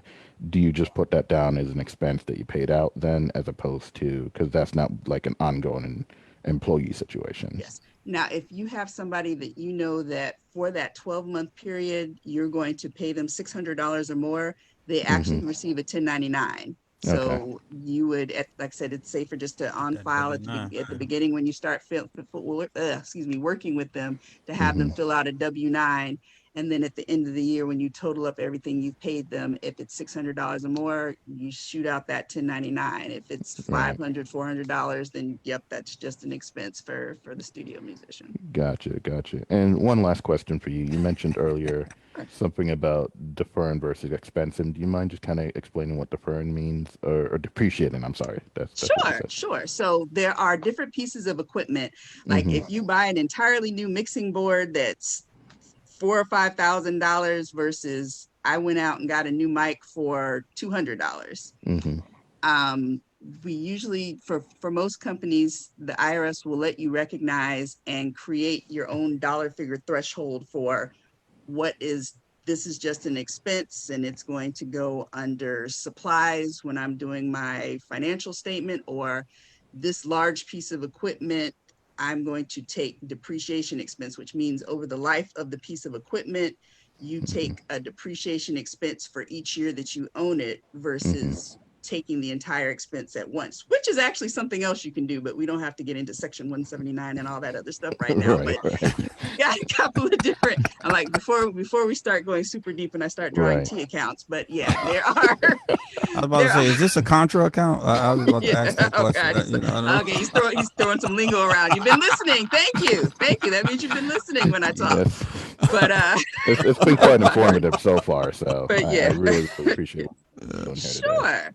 But yeah, so that comes down to really it's your choice, because for some folks, if they look and say, hey, I realize that I'm going to make $20,000 more this year than I did last year, and I really need some expenses to offset that, so I'm not paying taxes on $20,000, then you may want to accelerate in section 179 and take the expense for that item all at once. But if you steadily like, hey, I can use that extra $500 of expense to offset for the next, if the life of the asset is usually for most equipment of an electronic nature is about 5 to 7 years. So if you say, I want to spread it over the life of that, of the having the asset, that you can have that same $500 every year to decrease your income, you can do that. I see. I got you. Okay. All right. And so basically, the short version of the story is have a good accountant. You can discuss these things with that. Yeah, and don't be afraid to this is your money, this is your livelihood. Ask every question. I don't be care afraid how to spend a silly. little money to protect your money. There you go. I don't care how silly you may think that the question sounds, because you don't necessarily, work in accounting or have spent the years having to learn all of these different tax laws and tips and tricks as to how we account for it. But you guys did, so that's why you're worth your weight in gold when it comes. There you go. And then because you're paying me, you should say, hey, Kim, I've got a question. Byron, you will at 7 o'clock in the morning. I thought of a question at 11 a.m. I thought some more about that question. What if this happens? Yeah, let's add a whole other scenario. Let's say I'm wearing a green shirt. Does it change it? So, but that's what we're here for. And I'm like, no, the green shirt doesn't change it. But at least for you to know, because if you're wearing blue jeans, that might. There you go. But one of the important things is to whatever you are putting for your financial statements and whatever you're putting on your tax return, have at least a basic understanding of what's been reported for you. Because at the end of the day, when you sign that tax return, you take responsibility for it. So if you had a shady accountant that did something crazy, they're not coming to them first. They're coming to you because you signed it. Well, Gotcha. Yeah. Much appreciated, everyone. Sure. Thank you so much for your time, Kim, as well. And thank you, Steve. Byron, thank you for putting this on, man. This is much needed for sure. Oh man, it's just these three folks. I'm just a squirrel in the world, man. Thanks, Steve. All right. Let's see. I had to come, man. That brought up 1,000 questions. Jesus Jones, I tell you.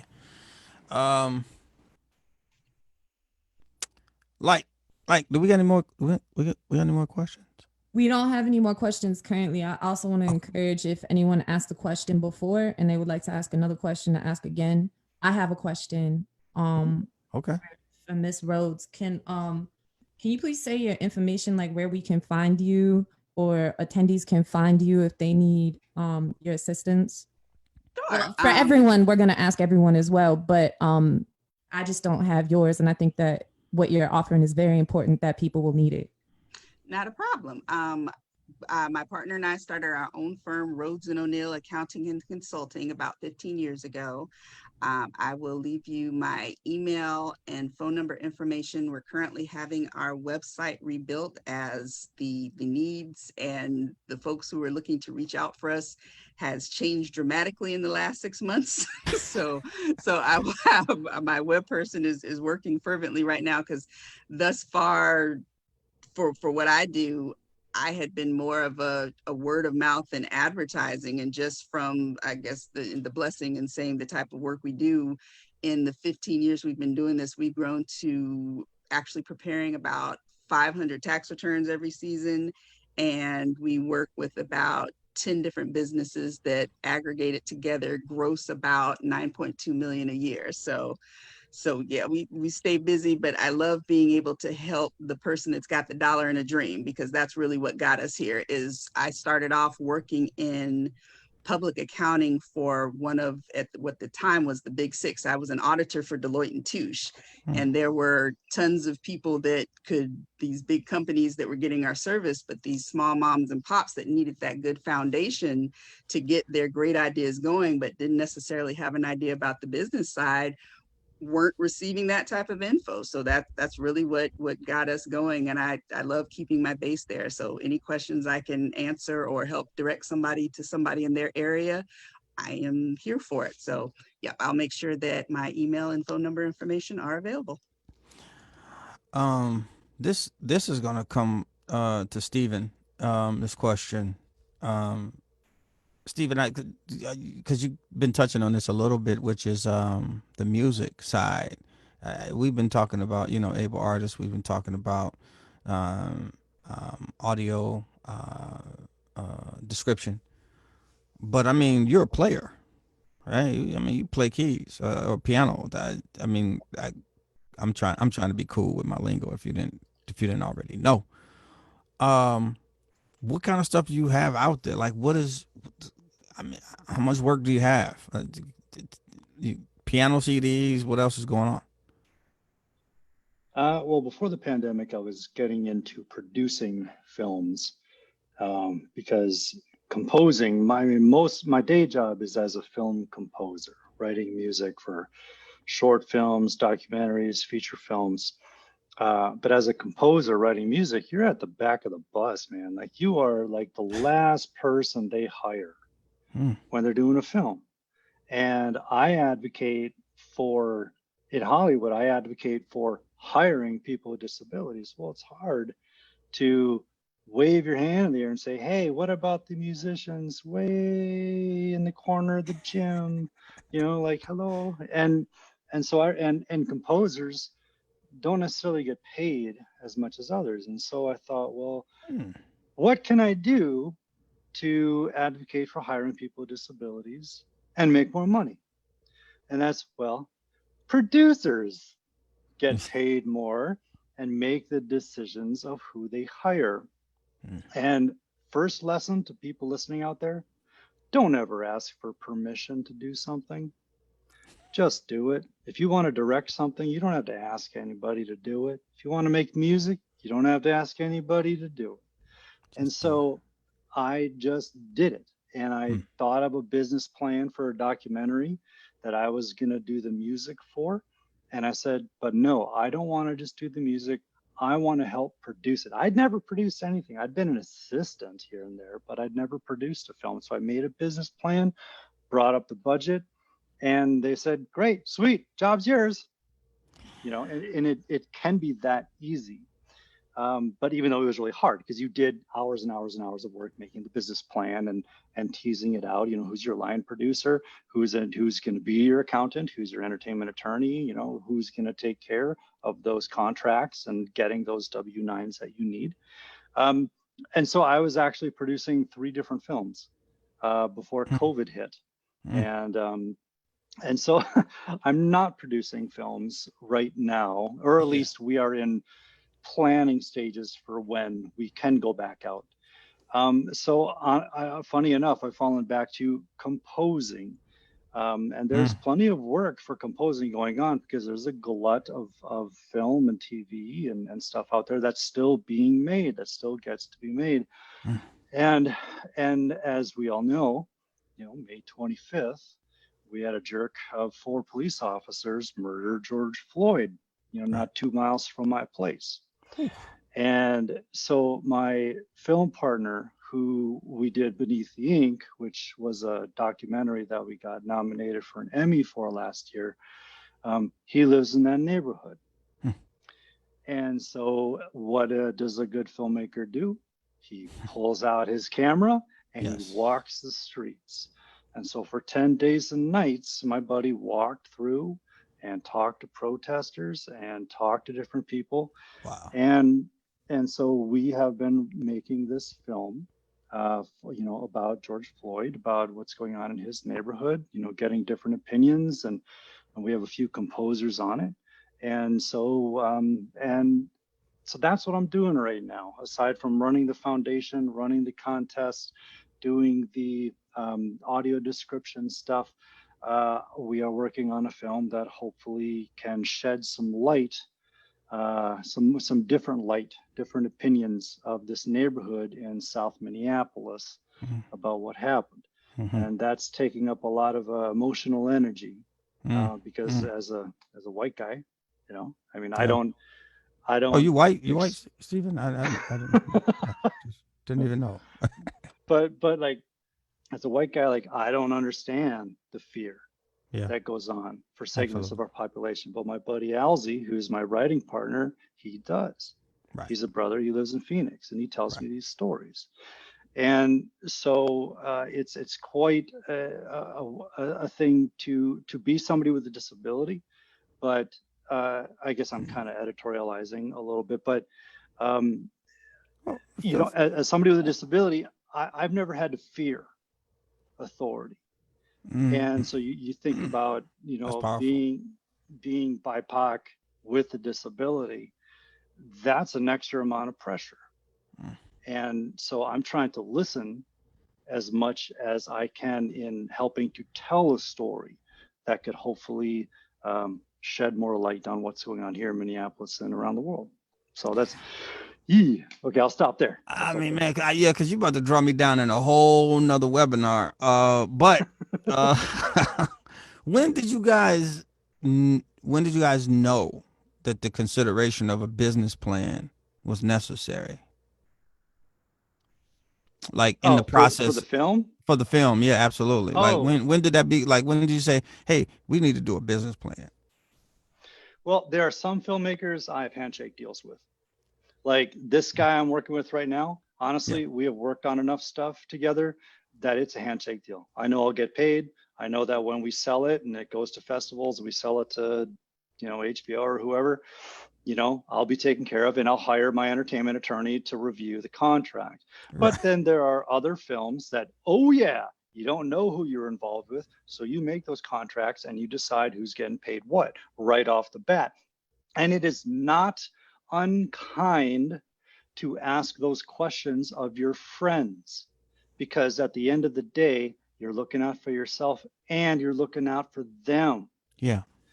And so do not be afraid to ask those questions, ask those uncomfortable questions, because you know what? They're thinking the same thing. Right.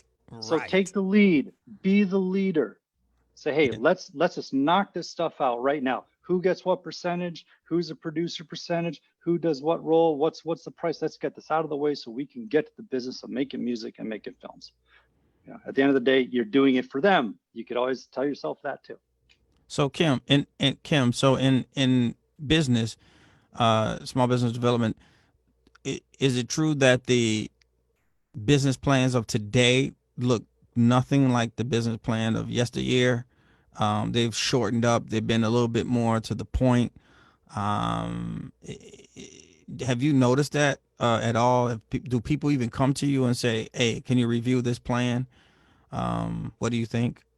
Yeah, so for business plans, what they do and how they're put together are very different. And as a matter of fact, though you may have a business plan, what a lot more people are using would be referred to as a pitch deck, let's say, or your elevator pitch. If you've got 30 seconds with somebody because you just happen to get in an elevator with somebody who is producing a new feature, and you've got to be able to sell what you've got, how you can do it, and how it can be a benefit to them, you've got to get it out quickly. So Mm, there is the pitch deck, which is typically 1 or 2 pages that get straight to the point.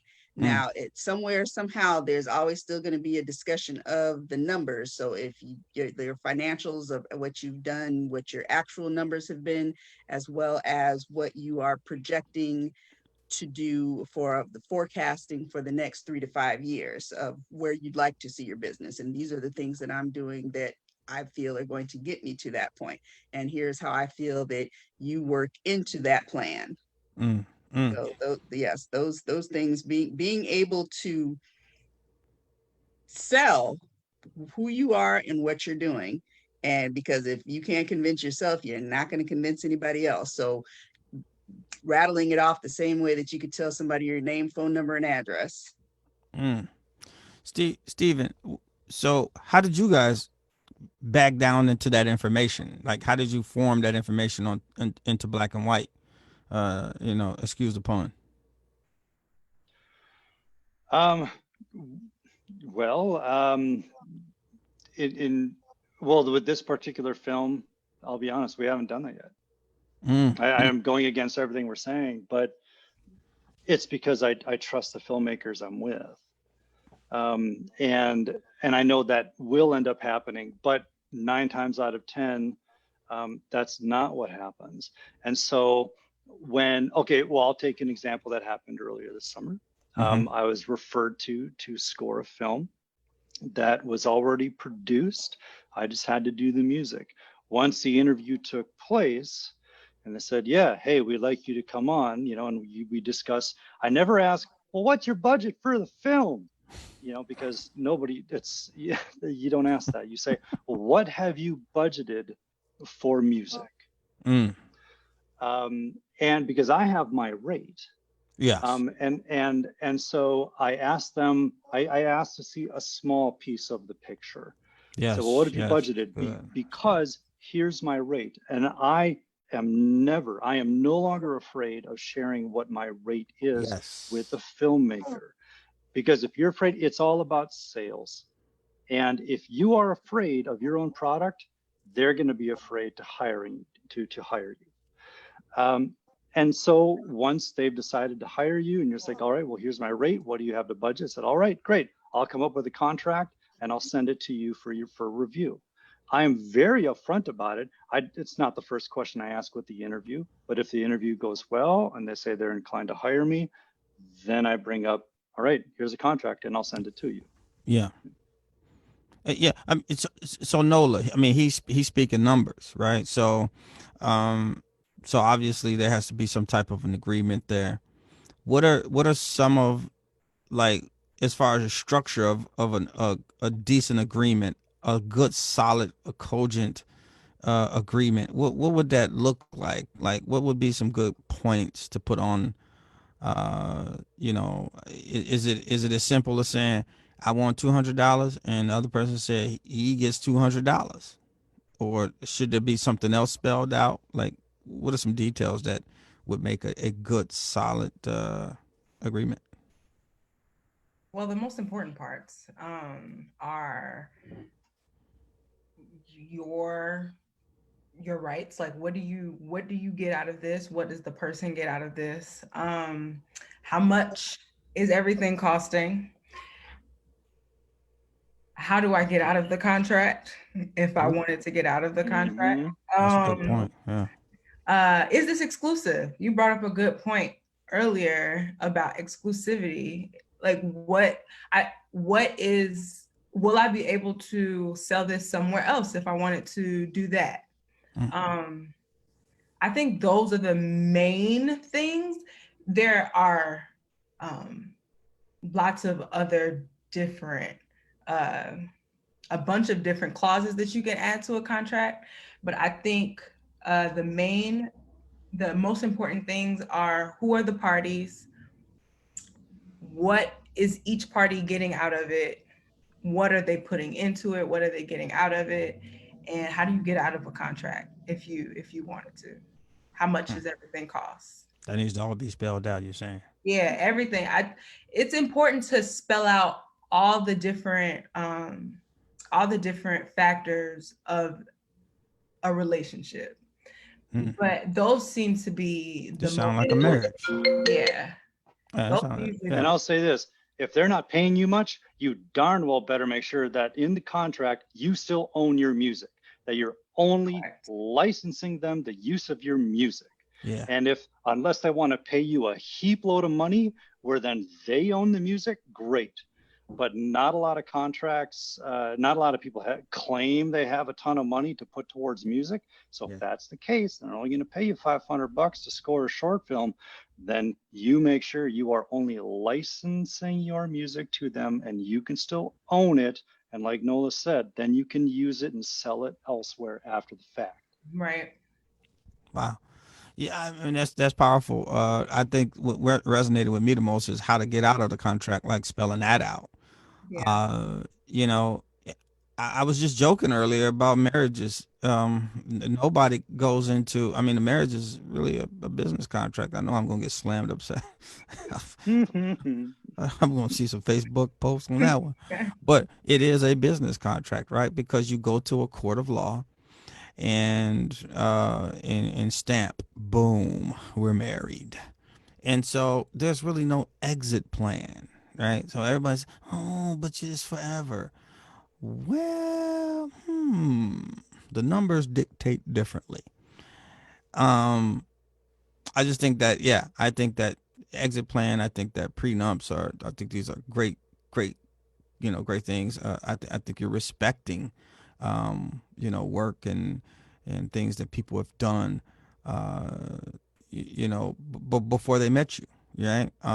And this would be no different, I think, um, and Steve, like what you were saying, Stephen, like what you were saying with, being able to, leverage. Hey, look, if you want exclusivity on this thing, this is $1 million deal. If you don't, it could be a $20,000 deal. But at the same time, I got the right to go and do business with Michael and Jimmy and Donnie and whomever, Scotty, whoever, and that's just that. And that's why you want a fierce attorney like Nola, who's got your back. For sure, for sure, for sure, for sure. What time we got, Aliki? We're at 10:02, and Steve Martin has another question. Okay, let's take 10 to the 2 hour mark? Are you saying? Yeah, Really? we are. I know, right? Because the information Really? has been so filling. God. Yeah. Wow, that's deep. Yeah, it's hard to tell that the 2 hours have gone by. Yeah, that's crazy, man. What's up, Steve? So following on the conversation you guys were just having, I was wondering if we could have a discussion about how to set your rates, especially when you're just starting out. If there's any insights you can share regarding, how to know what to charge and assessing your worth to the project. So to speak. Good point, Mr. Lintness. What you think? Oh wow, this Steve, that is the age-old question. Yeah.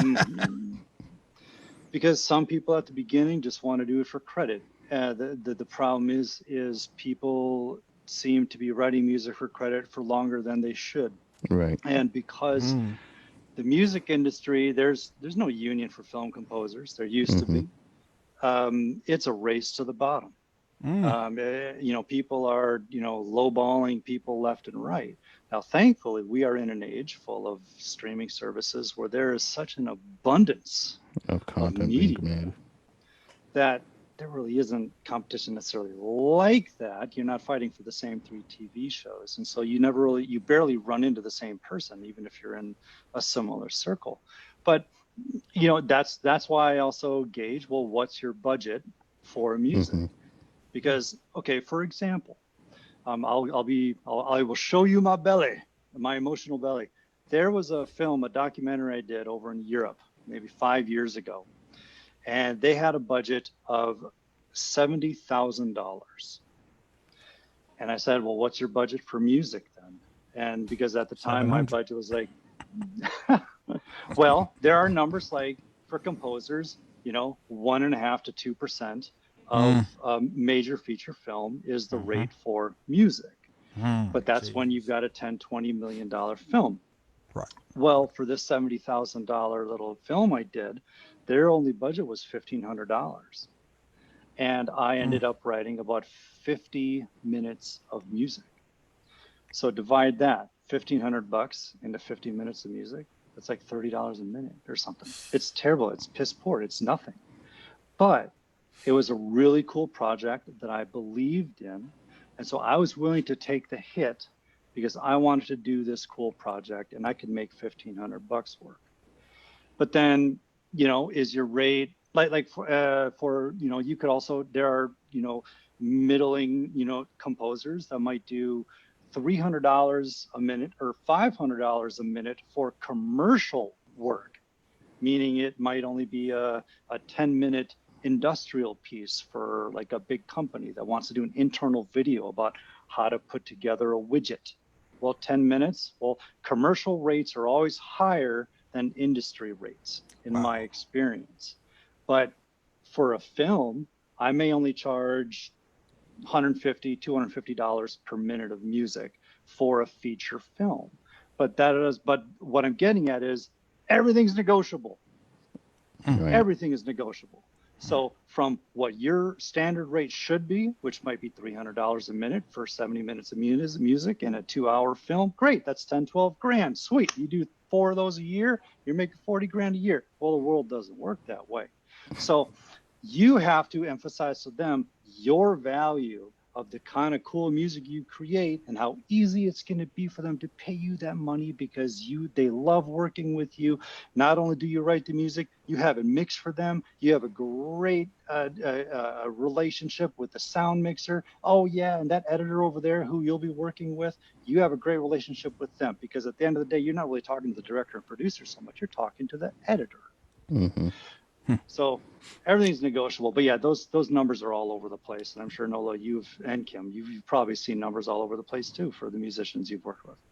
I was gonna say real quick that I always thought that question was not a good question for engineers, for the operatives in the industry. I didn't think that they could even come up with a feasible number. Right. You know, because we're not locked into it. Like Kim would be a person that would come up with a number like that, you know, based on everything in and around the business. Like, what is it taking to run the business? And since we don't really look at it as creatives like that, we're kind of looking at it like, okay, this is my time. I'm creating this. This is going to be great, you know, and I'm going to base my decision on those things. It's just like, you know, buying a new microphone. That's such a joy to us. It's such a rewarding thing to buy a brand new microphone that we even forget to document that, you know, in insurance and all different types of, you know, positive ways that really can make the microphone do business for you at the end of the day. It could Right. help you bring up your bottom line. So Kim, how I want to ask you specifically the same question Steve just asked, which was, how would you dictate a rate? That, like you said, that gets a little sticky because amount of experience, understanding, like I said, there are some industry standards in areas like with engineers. I don't know if there is anything that's unionized, and that there are base rates that if you have joined this union for doing this type of sound engineering, that there is a minimum rate that you're supposed to get. You know, there are so many different factors that play into it, and you're absolutely right. If to keep the lights on, have your studio, have your equipment is costing you $1,500 a month, then you've got to have X number of jobs that are bringing in more than 1,500.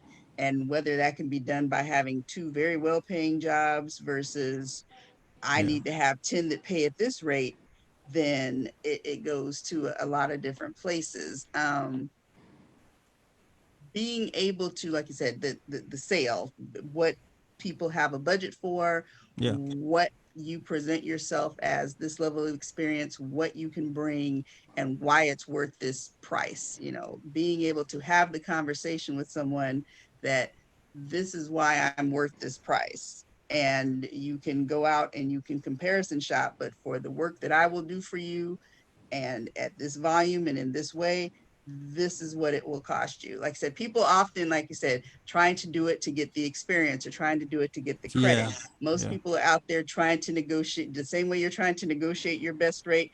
They're trying to find a way that, how can I not Pay have the to spend least this on amount. my budget? Exactly. I Right. might have $1 million budget for this film, like Steven said, but then you find out that they really only set aside $500 for the score. And it's like, no, that's not going to work because Right. you wanted to have over the top lighting. You figured you can find somebody who will Right. give you a magnificent score for $500. Well, that's not going to happen. Right. Right. Well, I shouldn't say not going to happen. It Because it shouldn't could definitely happen. Well, I happen. Right. guess Right. that's where you do it for credit early on in your career if you're good enough to get that an offer like that for a feature film. So go back to working for credit. Is there like some kind of guidelines you have for when to kind of pull that to an end, or like don't work for credit with a feature film versus, people who are just starting out as well, et cetera, et cetera? People will take advantage of you if they can. Right. Straight up. There are filmmakers out there I will never work with again because they keep coming back because at the beginning, I was just working for credit or they needed a favor. Generally, you don't want to work with somebody who just needs a favor because they'll always be asking for favors. Yeah, they'll always want a favor every time they need something. And so you need to establish yourself early. Right. It depends on the relationship you have with the person. It's just it's a pretty fickle business.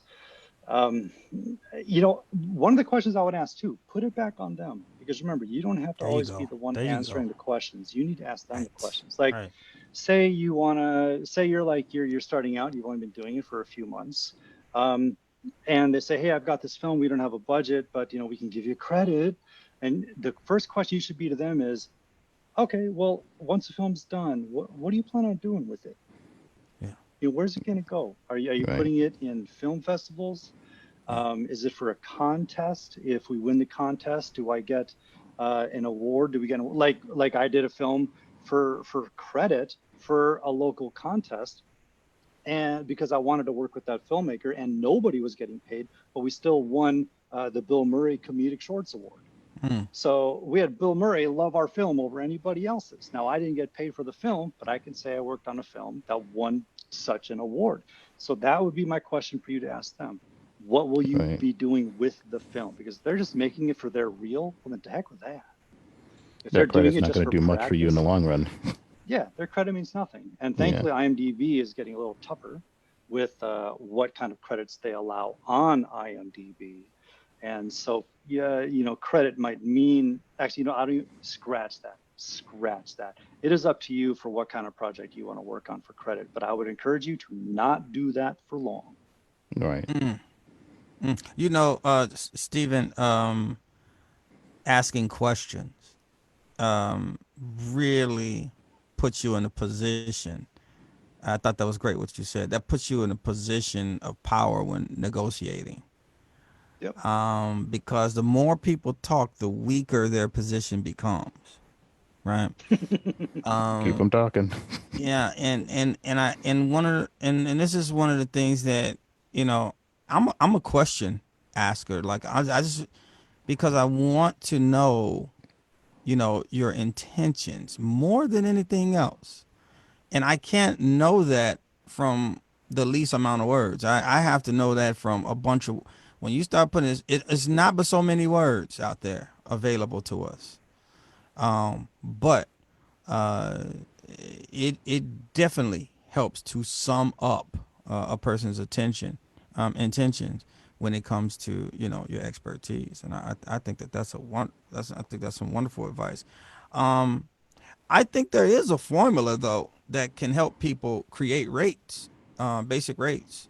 I don't know. I think the Recording Academy, which they were supposed to be on, I think we're going to have them on in the webinar coming up in the future. They put forth a lot of standards in audio field. They're for folks that don't know. If you're going to get a Grammy, you're getting it from the Recording Academy.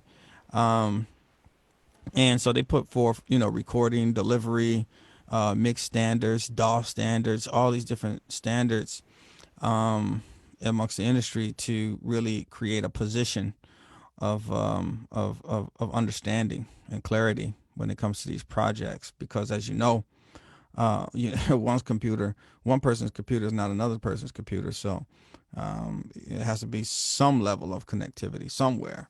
But I think they have, and I may be mistaken when I say this, but I think there is some formula available, just like Kim, showed the calculation, the formula to figuring out, how much business expense you're drawing down out of a home-based business. I think that this also can fit in those numbers too to give people some type of intel, as far as that's concerned.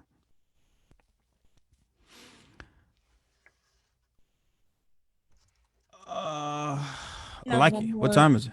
We are at the top of the hour, even Ooh, okay, 5 cool. p.m. Eastern time here. Oh, and thanks again, Steve, for that question. Those are good, real good questions. Sorry, like, Good I'm sorry. questions, man. Yeah. No worries. Can I make a quick comment real quick? Absolutely. I wanted to shout out score.org. It's retired business people, mentors. It's a mentoring program. Some courses you pay for, some you don't. Sometimes you can just get access to someone anywhere in the United States. This is just United States. I know we have some international folk, but they're there for small business concerns as well. Absolutely. Leo, you're live. Go ahead, Leo. we gotta make it quick too, because I don't want these people to start charging me. Okay, simple question. Now, this is very simple. How does sampling play for all the sample-based artists? How does that complicate things in terms of what's your music? It doesn't. It doesn't? It's an argument that you could take all the way back to the elements, how they were formed in the earth. I mean, it's practically a meme. Like don't worry about it. Straight up, don't even worry about it, because whether people love your music or hate your music, they'll always find something to pick at or love. And most of the music I write is all sample based. I don't always get to hire an orchestra. So what am I using? I'm using samples. I'm using thousands of them, but I didn't make those. I'm putting those pieces together, and so are you. So in my opinion, you don't have to fret about that. It's an argument that will run you crazy. I don't know. I wish I knew better words to put your mind at ease, but it has been something that has been asked. You're not alone in asking that. It does come up, but just fear not, my friend. And it's just make some great music, get creative, use complete control with those knobs. Native Instruments, complete control keyboards completely changed the way I create music as a visually impaired person. And all the stuff on there, it's all sample based. So don't worry about it, man. And I'm bringing it back to Ninth Wonder, if you know of Ninth Wonder, and Jay Dilla and all these others.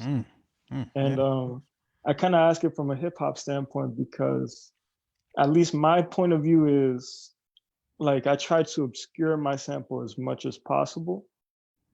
Like, whatever I'm sampling, I want to see how I can make it sound not like a beat flip, but it's just kind of like one of those things that I just wanted to ask to see if there was any problems with, hey, I put this on YouTube, it's copyrighted. Oh, wait, but I have to do pay some royalties or some such along in the future, some other weird jazz. Well, you might run into a few issues if you were to make a lot of money doing it, I think. But if you were to just to put it out, if you're just to do it, just royalty, or first of all, if it was royalty-free samples, if it were royalty-free samples, that's definitely all you. Like, you could do whatever you want with those. But then if you are sampling other people's work, and let's say that the project that you create gets out there, gets really big. First of all, YouTube may or may not already see or detect that it's a sample or something, and sometimes they take it down automatically. But if they don't, you're fine until you start to make a lot of money, and then that person that owns the copyright may or may not come to you in the future and say, this is mine, I deserve some of the money that you made from this, because your sample that you used of my work helped to contribute to your original work. So, I mean, I don't think they wouldn't be able to take all of everything that you've made from it, but if you've made a considerable amount, they should be, based on being the copyright owners, they would be able to have a claim to at least a portion of the proceeds. Understood. Nice. Okay. Nice. But you're getting creative with it anyway. You're doing sound design anyway, so you're not just ripping it. You're morphing it. You're doing sound design with it. Right. Yeah. And I will keep my mouth shut. Right. Catch me if you can. Hey, thanks, Leo P. My man. All right. So yeah. So I know we're over the hour. We started a little bit late. So, but in all honesty, this is a subject that is near and dear to me, based on, IC Music's training. We're training folks with a vocational goal. We train folks with, an educational goal, in audio, and it's so severely underserved as far as getting this information into the hands of independent operatives, once again, in the industry. You know, this is gonna have to be a we're gonna have to have a part B to this, because you know, this is deep. This is deep. I mean, I didn't even get into business plans really, you know, like I really wanted to. I had it. I thought about it last night. I said, "Oh, I'm gonna ask about business plans." And then Steven, he kind of just like reminded me when he was talking about, you know, about the film. So, but once again, thank you, Mr. Lentis and Miss. Can I call you by the real last name, or should I just say no? Nola Ade. I'm just saying thank you, Miss Nola Ade. And then thank you, Miss Rose, and for coming through and giving us the Grand Royal tour of small business and uh, all things that come with you know what I'm trying to say. I ain't trying to be extra deep, but I really want to also thank you for chiming in again, Ed Gray from Avid. Avid is, you know, that's the leading software that we train on. Steve Martin, who chimed in, he's our Logic instructor. We also teach Logic here at IC Music 2 as well. Genius Nice. cat. So anything you guys want to say anywhere, Kim, that you want to put forth to Facebook or anything like that, as far as services or anything like that?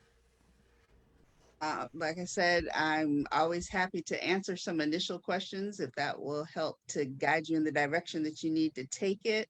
The notes that you've got coming out after this will have all of my information and the best way to reach me. Nice, thank you. Nola Ade. Yeah, similar sentiment. I'm definitely here to answer any questions needed, especially on the topics of contracts, trademarks, and copyrights. And I'll try to help the best way that I can. You can contact me at nolaade.com and just yeah, I'm open. I'm an open book. Yeah. Okay. All right. All right. And Mr. Stephen Letness. Yeah, just go to ableartist.org. You can find contest information, membership information for the foundation, and you can contact us at info@ableartist.org with general queries. But Byron, thank you so much for having me on. This was great, and Kim and Thank you, Nola, it sir. was really nice to connect with you and to meet you as well. Likewise. Yeah, we got to hook up the Ed Gray and the Avid and the able artist thing. That's got to be a thing. My friend, Man, yes, that's got to go let's do down, brother. that. That's got to go down, brother. All right, thanks everybody. Thanks, love you, and Love y'all. everybody. Eh, ooh. Thank you for your Take time. care. Thank you.